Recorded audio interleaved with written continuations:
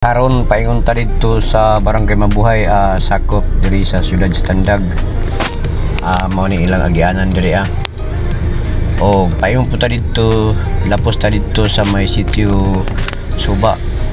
Diri ta agi sa ilang agianan na bago pa ning gibuldos o nanay ka trabaho ani.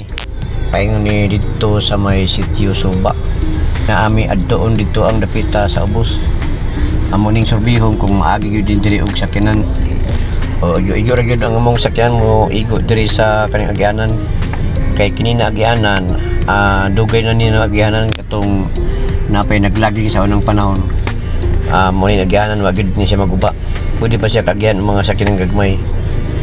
O pwede po siya dagko ni siya agihan. Mo ning amo ning gisurvey kung pwede magihan diri na si busing dito sa ubos.